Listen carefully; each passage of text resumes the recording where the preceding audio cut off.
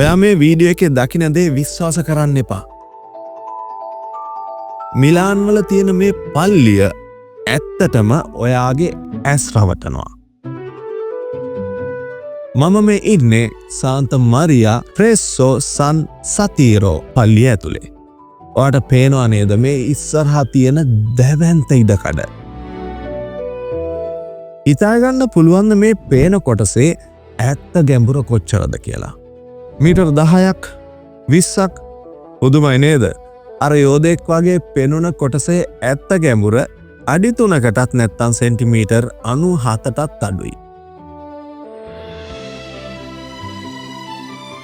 මේක 1482 දී ඩොනාටෝ බ්‍රමාන්ටේ කියන මහා කලාකරුවා කරපු විශ්මිත ත්‍රිමාන 3DS බැඳුමක්.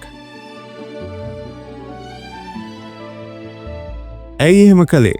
පල්ලිය හදද්දී මේ බිත්තියට පිටිපස්සෙන් පාරක් තිබුණු නිසා එයාලට තාප්පේ කඩන්න ඉඩක් තිබ්බේ නැහැ.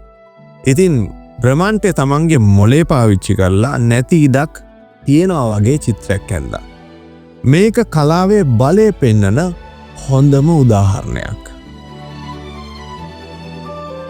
මිලාන් වල දූමෝ ළඟට ආවොත් මේ ඉලූෂන් එකක් තියෙන පල්ලියට අනිවාර්යයෙන්ම එන්න.